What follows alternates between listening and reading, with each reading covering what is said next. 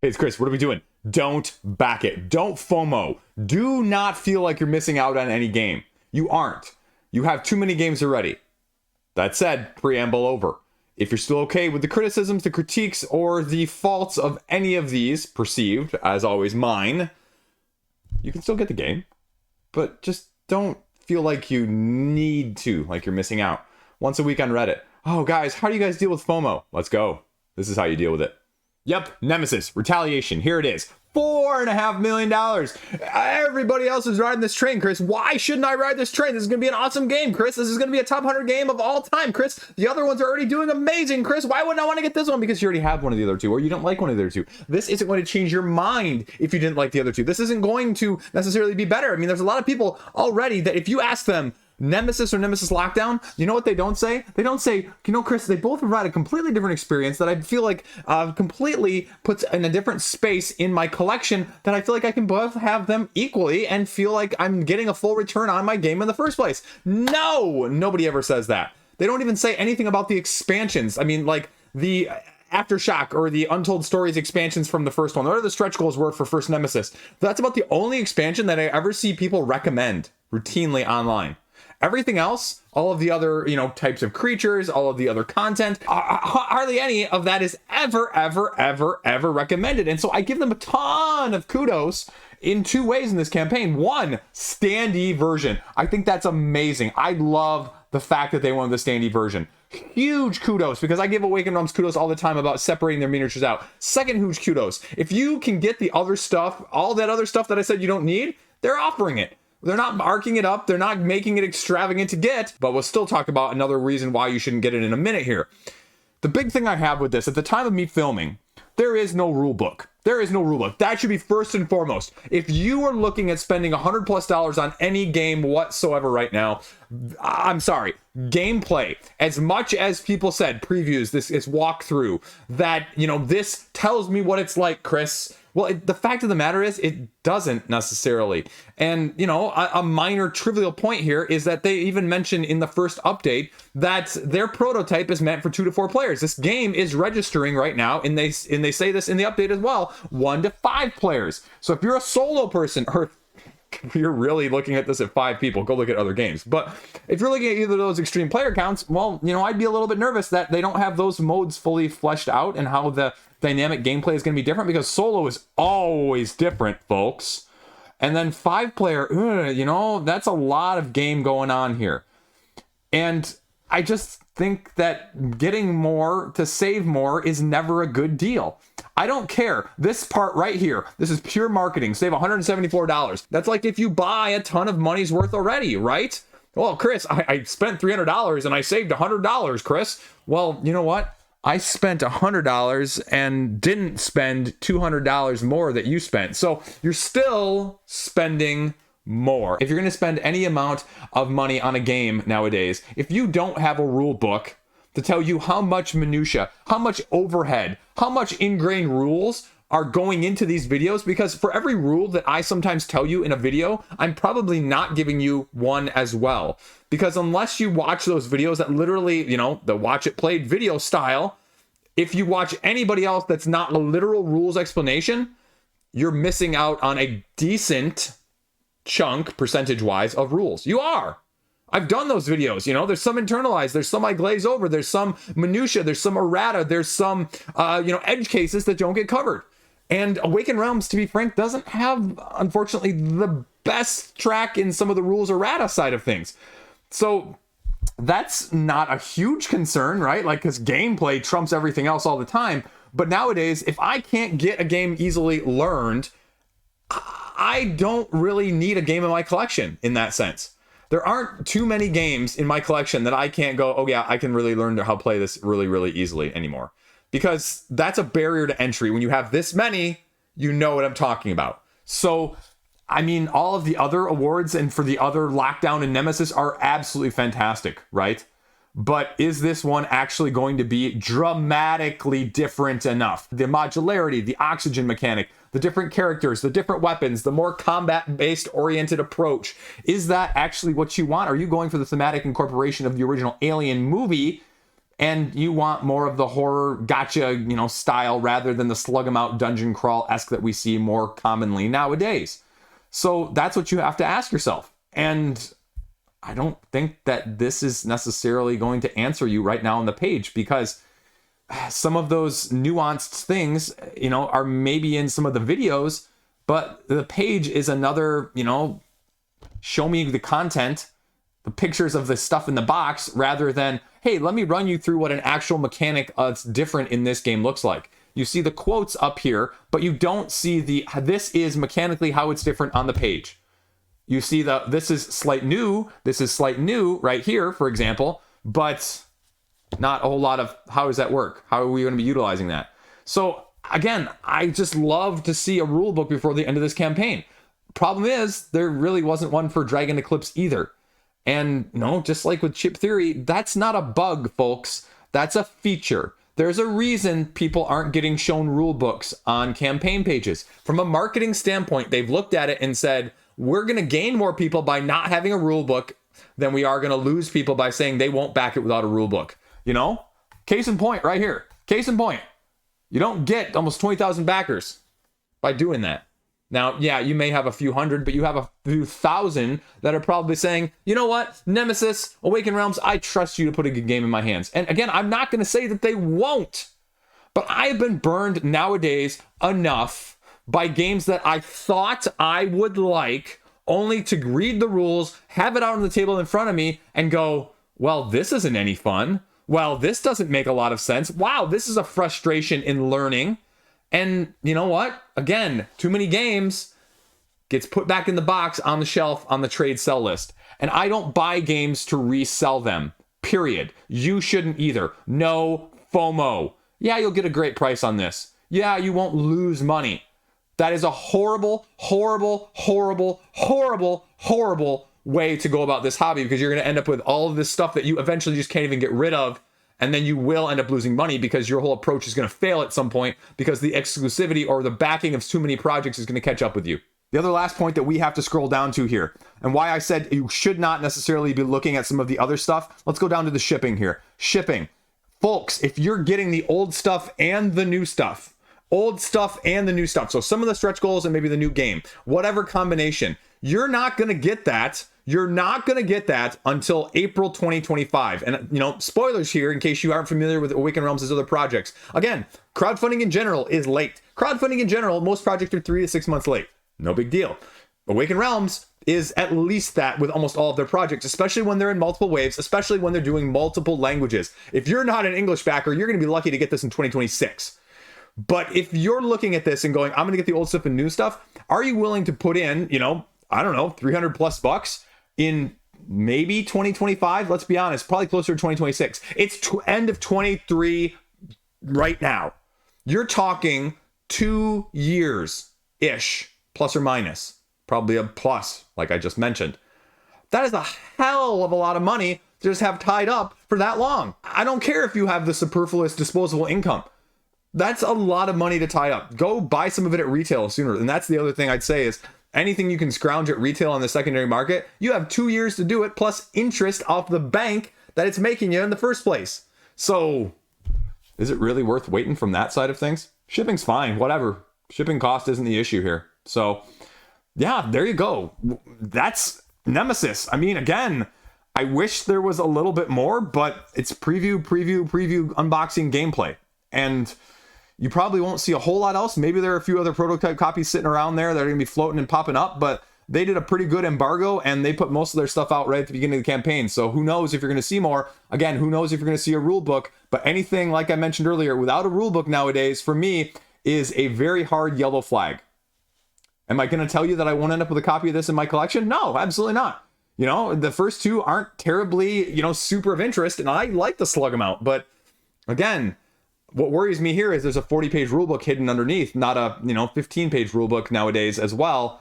And with a game like this, I just saw an article talking about it in the other day, talking about the designer of Concordia, where he's like, you know, guys, I have a 4-page rulebook here, and this is a game that's, you know, a classic.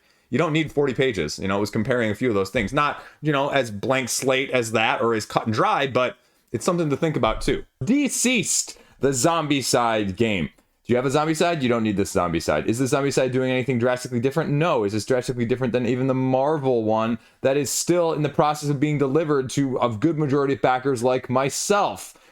Yeah, I went for it. I'm sorry. Now, the Kickstarter exclusive junk in this campaign, you're essentially going to be paying an extra $70 for. And so you have to look right now at the stretch goals. Right now at this massively oversized, expensively shipped stretch goal box and say, is this worth $70? You can probably sell it for $100 on the secondary market. Is that worth it to you? Do you buy games to sell games? Yeah. Do you have other Zombicides? Oh, maybe you should get this one. No, it doesn't even tell you. Again, you'd think this one would be, sell me on why this one is different, right? From the get-go. If you have a Zombicide, why should you get this one? How is this one different? How is this one better? How have we made things along the way? And that's what, you would expect at the same time, not freaking at all, right? They say, oh yeah, you play with up to 4 heroes, and if you want to make it more difficult, you can play with less than that, but ideally that's what you've got going on here. The power system is very similar to Marvel's. You've got your asymmetric traits that you're upgrading. We're going to give you your heroes and villains on both sides. You're going to get the characters of the zombie editions and the good guy editions, and so you don't have to worry about missing one or the other. And we're going to throw in just enough little exclusives on the expansions to make you sort of be tempted by them. 1 or 2 figures, essentially, what you've got going on. At the time of me filming this, there's only, I don't know, it's only, right? 3 add-ons, one of which is exclusive, and then it's also weird that they're putting out little video trailers to go along with the expansion, but that's okay. Now, again, it's not going to be a bad value, but it's not going to provide anything drastically or even closely different than the formula they have put out with the half-dozen most recent Zombicides. If you had no interest in those, this should absolutely not change your mind whatsoever. Only unless you are a DC junkie. If you're a DC junkie, sure. You have a semi-okay rulebook to look at, but that's about it. So are you okay with missing, these 2 guys or these 2 guys here? Because that's really what you've got going on. Do you really care about that? They're going to nickel and dime you. I guarantee there's at least 3 more by the time this ends. And it's not going to be any different in terms of the structure or the formula of how they approach it. That's what you need to know. There's not a whole lot else to this. This is really straightforward and simple. I wish it was a different IP. I wish it was a different baseline product, but we're going with it. Hopefully it gives us DC United, if nothing else. I mean, holy forking bat balls, Batman. I can't even believe that this is, not going to get its own dedicated video. But this makes Marvel Dice Throne jealous, right? Oh my goodness gracious. Oh my goodness gracious. This thing is more freaking expensive than I ever thought it was going to be. You're talking like $170 from Splotter if you pre-order it right now on their website. This thing is going to cost you literally twice that before shipping. I'm sorry. You can't put out a more mainstream version of this? Think of Queen. They got a ton of kickback on Marrakesh, saying you're only going to make an edition of a deluxe hero for $120 freaking dollars. So then DeVere put out like the $60 version or whatever, right? You telling me that some publisher couldn't have picked this forking frickin' thing up and put out a $60 version of Food Chain Magnate? What the forking... I'm really close here. Going on in our hobby, right? Go look at no pun included, right? Contentification, deluxeification, itemization, more graphics on a page talking about the individual freaking components than the actual game. No one's going to argue about the game itself here, but this is a problem. Can really just sort of leave it at that. No retail distribution. Okay, I'll go buy the regular retail distribution. I don't care. I'm not even going to get into the whether or not it's ugly or not, whether or not this, again, plastic. I'm sorry, this just does not look aesthetically appealing with that plastic. And I say that as a plastic miniature junkie guy sitting around me, right? This is like the opposite of less is more. The exact opposite. Do you need this game? Well, guess what? You can pay half as much. Probably get it sooner still too from Splotter, even though they reprint on whatever cycle, who knows whatever's going on there earlier, because aesthetics not that much of a difference. Don't buy this. Don't FOMO a fantastically deluxe edition, question mark. Ron Burgundy. Look, let's go over to Land, Sea, and Air then too. A deluxe reprint. This is a 4X game that's going to take you like 45 minutes, 50 minutes per person. You're never going to play a 4X game, barring you Twilight Imperium junkies, that's going to ever stay the test of time because of the meta that is really needed for this game in the first place. This takes 4X and it does the food chain manga like we were just talking about previously, right? And it gives you tons of plastic and all sorts of cardboard and just massive, massive amounts of faction stuff that you're going to get, right? And if you look over to the left side here, right? Buy more to save more. Because that's what works, right? Buy more. You buy everything, you get 30% off. You're still spending $300. Holy forking shirt balls, Batman. What the deuce is going on with crowdfunding? I can buy 10 copies of Nocturne for this. And I guarantee you, I can probably play each individual copy of Nocturne more times than you'll ever play this one in your whole gaming life. That's all I'm going to say. Now, if you only want the new stuff, you can still get 30% off and spend somehow $70 more on 2 boxes of events and battle boosters, which offer some more asymmetry, some card drawing events that go along with it, and some just extra. 4X, meta, repeated plays, enough said. Perseverance. If you didn't like the first 1 or 2 of them, this one's not going to change your mind. You're never going to play them all linked. It's a great concept, a legacy deluxeified Euro game that takes 3 hours on each individual game. So if you have a Saturday, no kids, and tons of extra superfluous disposable income, well, great, you can go for this game. Otherwise, this game is not for you. Now, they are offering 2 unique mechanics that make the slight differences in 3 and 4 from 1 and 2, but the basic gameplay loop isn't going to be any different if you didn't like the previous ones. If you don't want to play for 3 hours on one of these worker placement games, not going to change your mind. Dinosaurs, mini aesthetics. Again, miniatures. If this wasn't miniatures, would it really cost? Just kidding here, folks. 155 freaking euros for both of them. That's a lot of money. And again, I guess compared to other deluxeified euros out there on the crowdfunding market individually, that's not terribly overpriced. But you want all 4 of these? Again, 330 euros, folks. 3 games in a row where you can spend $1,000 between all of them without ever leaving your couch. That's insane. I have a hard time getting $100 at retail and feeling guilty about that. And people are just throwing these chunks of money out across the board. You may have missed the food chain Magnate thing, right? Funded in 7 minutes. People were just chomping at the bit to throw money at this. And here's another one. Again, do you want to get a game from the heaviest company? I'll make the argument that this is that on the board game designing scene. Yeah, that's what you're getting here. If that's not cool for you, if you can't get that type of game played, it's just like a dungeon crawl campaign style Gloomhaven, Frosthaven, Madara. If you can't get that played repeatedly, how many of those even do you need in your collection, right? Because if you have so many of them, all of them taking that long, they're never all going to hit the table. Is this one really going to be that good? Is this going to be the thing that changes your mind? The slight nuanced difference in the mechanistic approach with 3 and 4 as opposed to 1 and 2? I guarantee it's not going to be, but you're going to try and fill that hole in the empty part of your heart with this one as well, so you can spend $150 plus over $200 to learn your lesson. Or not.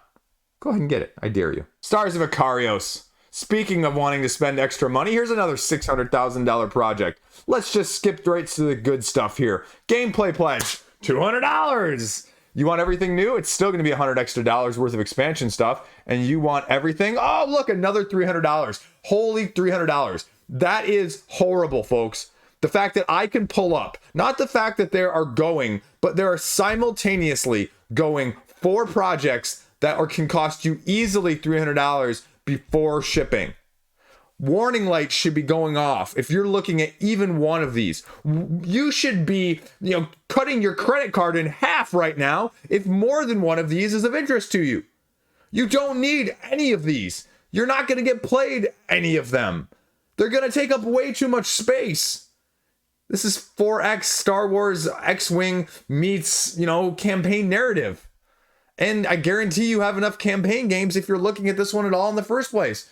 X-Wing better be your most played game. Then you better have a campaign game that you've played through 3 times. Then you can look at the combination of this. Only if you have 2 or 3 other repeated people to play it with on a regular basis and you like that system style and you need to get the upgrades somehow.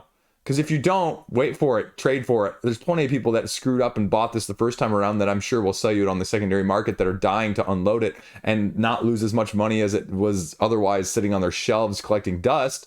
So go there.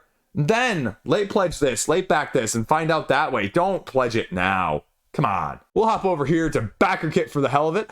And you know what? We're going to talk about Ahoy New Horizons expansion. I have no idea why Leader Games took a retail game that did, relatively arguably, I guess, at least that would be my assumption, well at retail, and now coming over to crowdfunding. I don't understand.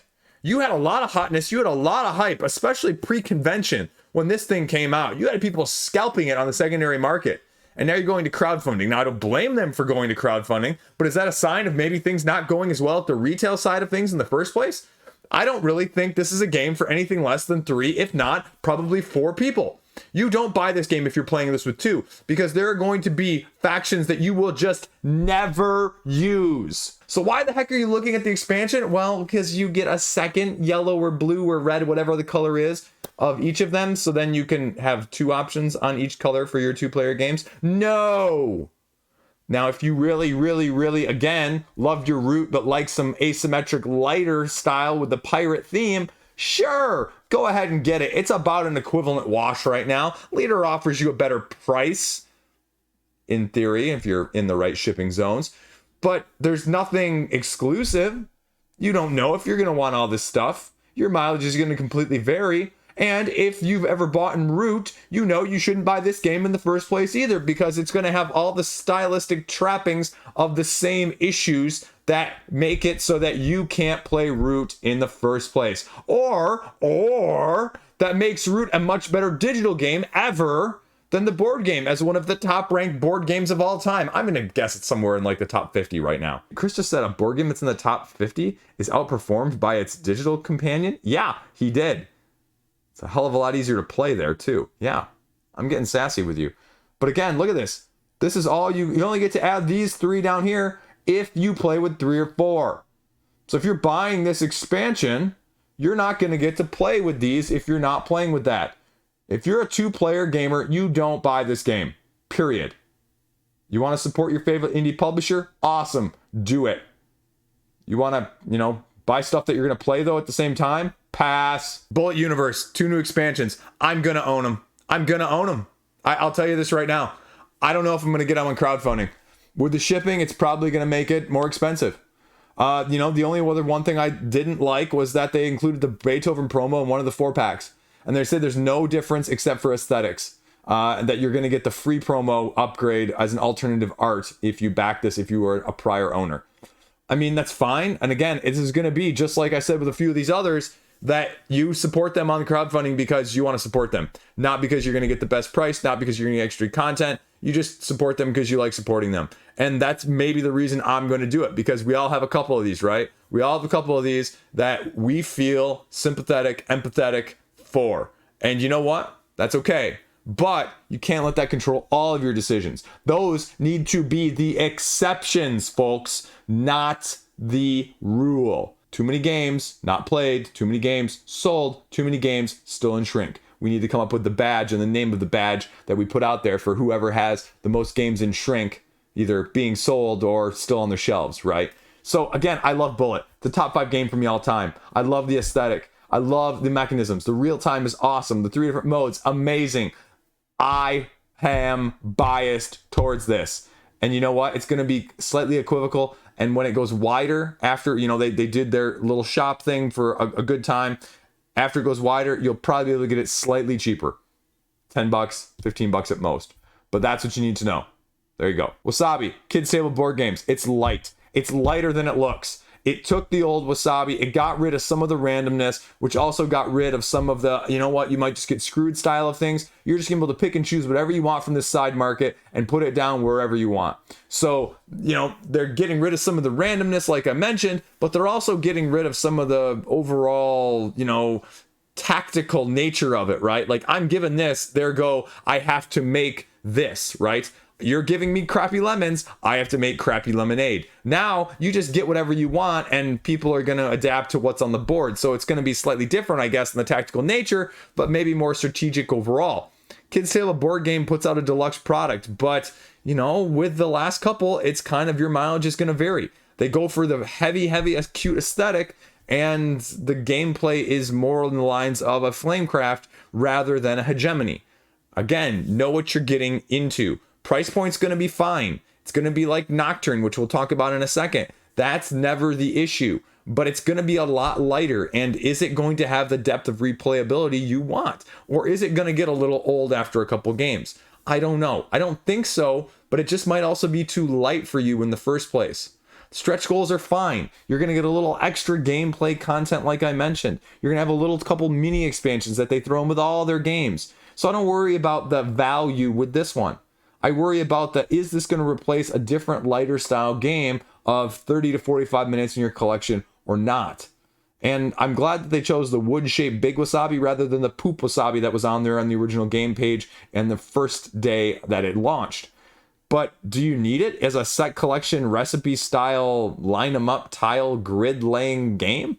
Well, yes and no, I guess. I've had one or two of these like this, and they just haven't stood the test of time. So I'm not sold on the mechanism, and if I'm not sold on the mechanism, or I'm questioning it, right? What's the answer, folks? Say it with me in the comment section. If you don't know or you're having doubts, the answer is no. Speaking of Nocturne, though, you can see I'm pledging for this. You don't need another light style game like this. Flat out games, as they say down below, right? Calico, Cascadia, Verdant. People who have backed all three of those. Fit to Print is now the fourth. It's weird that they don't put Fit to Print on there. Maybe they just can't fit it. Or maybe Fit to Print isn't quite as good as those other three. At least, you know, it was my least favorite of the four. Anyway, though, what I'm saying is that if you're backing off of pedigree on this one, pump the brakes, right? Because if you talk to people who look at all those three, people have a preferred one. Right? One. They don't prefer one or two. They pretty much across the board, I know he's generalizing, which means he's going to be wrong, have a preferred one. Mine is Cascadia. So be it. Yeah. Calico's probably second there overall in terms of popularity. Verdant is third. Fit to Print's fourth. Price point's going to be fine. Shipping's going to be fine. You might even save a couple bucks on shipping. Now you can late pledge for this one though. They keep the late pledge open quite some time. So if you're not sold on this super light bidding, auctioning, bluffing style tile layer with a little bit of asymmetric power to go along with it, yeah, that's okay. This is one, and I'm backing right now, that I go, I'm not sure if the mechanistic approach is going to be suited to what I prefer. In my head, it is. It reminds me of a little bit of a lighter version of Roxley's Skyrise, if you will, with the bidding going around and then placing the buildings on who outbids each other and when. And that was a remake. They readdressed it. They deluxified the freaking heck out of it like Roxley does in a good way sometimes. And as we've talked about, maybe not in other ways. But this is going to basically distill this down. And too distilled? Or distilled just enough that it fits that niche of the Cascadias, Calicos, and Verdants that we talked about already in another sort of card tile laying grid pattern situation that all of these kind of share in common. Does that appeal to you? Great. It's $29. I guarantee it'll be $29 on their site later too, though. So again, there's no reason to get it now unless you really want to be an early adopter. Oh yeah, plus they offer just a tiny little bit of promo expansion content that goes along with it too, but it's minutia comparatively because again, as I always say, you don't need promos. You're never going to play with them. You don't play that game enough in the first place to utilize them, to need the variety. Next up, Kelp. I mean, this thing is killing it, right? This is the game right now. You saw my video. You didn't see my video. No one watches my videos from that aspect of things, but I said this is a great game. 2-player, asymmetric, octopus versus shark. deck building, dice rolling versus asymmetric upgradable abilities with a little bit of stratego shuffling going on. Now, the thing you need to know about this one is that this one is not going to be for you if this is not your type of game. And that sounds funny to say, but I look at sometimes games that all of a sudden shoot up and exceed significant expectations. There's about one a month that do that. And this one is that one for November right now. And people see this and they go, oh my gosh, it's raised $750,000. That means this game must be awesome. This game must be the best thing on Bee's Knees ever seen. And so I better be backing it too. No, you back because this looks good to you. And let me rephrase that. This looks like an amazing game for you, not because it is getting all of the hotness and you're missing out. This is the prototypical game on crowdfunding. I say don't back because inevitably, this is not going to be a game that suits your particular gaming needs on your table. Doesn't matter how good a game is in a vacuum. If the game doesn't fit your niche, you know, if you're not a heavy gamer and if you go buy On Mars, Weather Machine, and Kanban, they're going to fall flat, folks. That's just the truth of the matter with this. You know, I don't know what retail is going to look like for this one. I can't give you the guarantee that you have with some of the other companies one way or the other. It's an indie designer.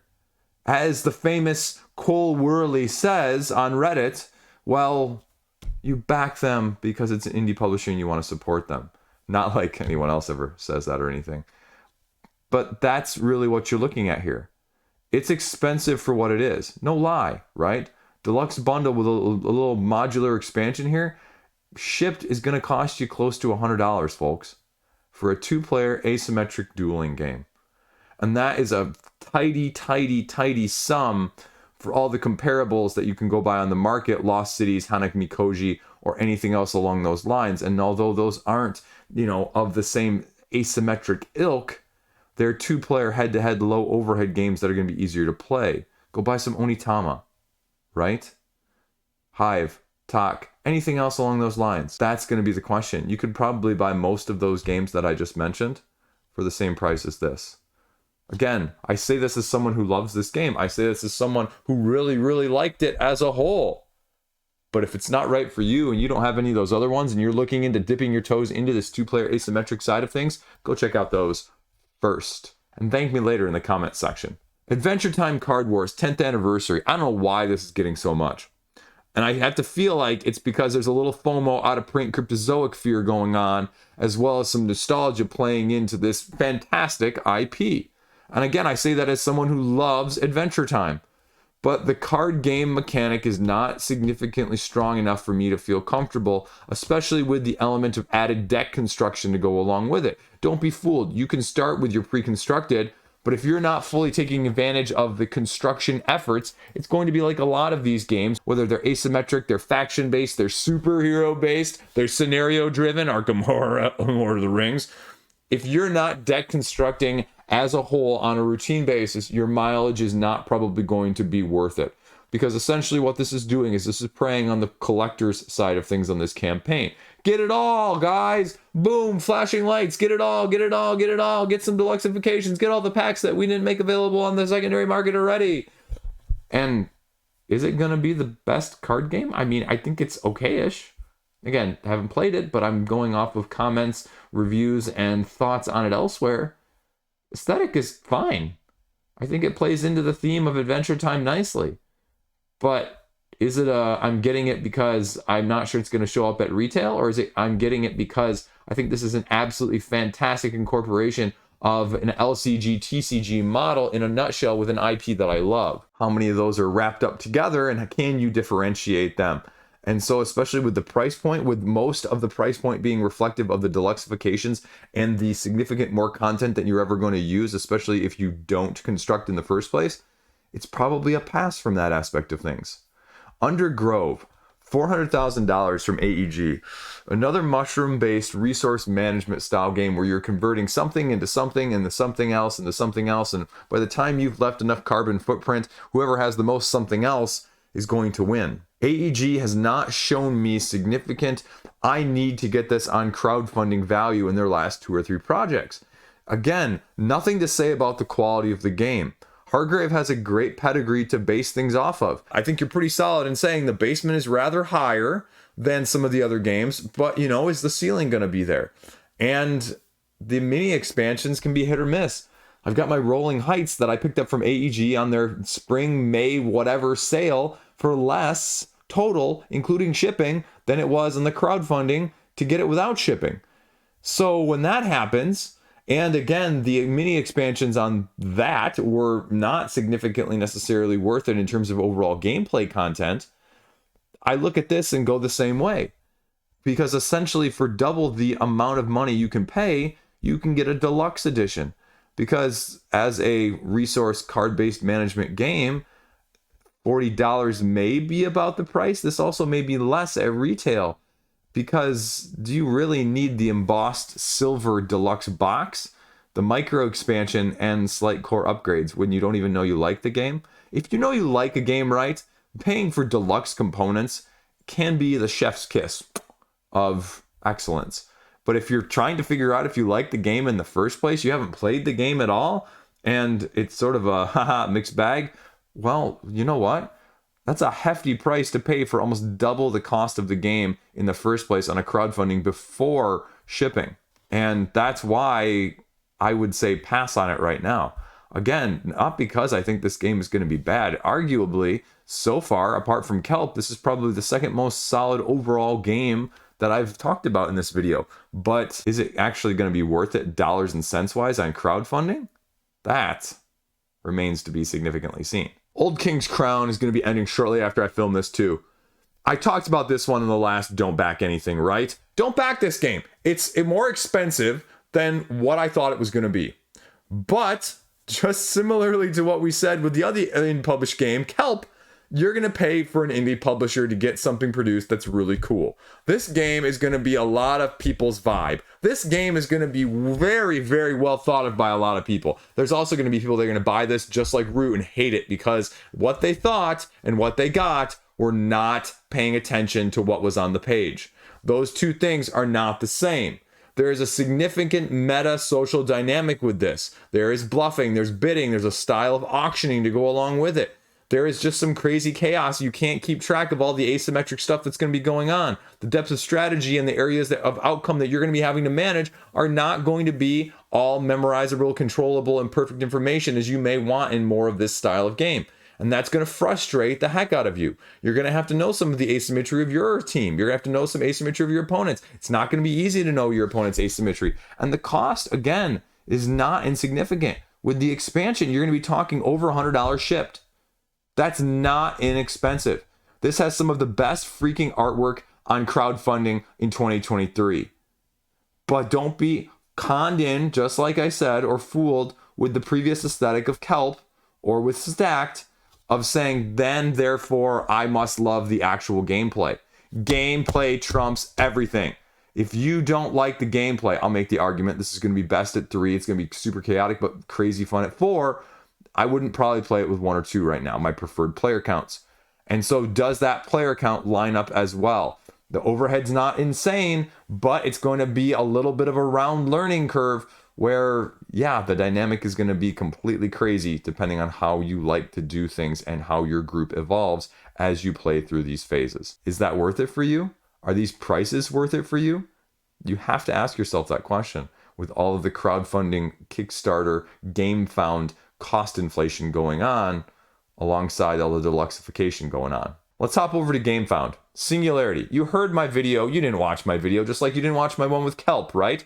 But that's not the point. The point of this is saying this is a completely asymmetric, team-based faction 5-on-5, 3-on-3, first person to knock out 3 of your opponent's characters with each of their 3 unique abilities that you shuffle through as you use them one by one to combo create, shuffling your team in and out via a substitution system.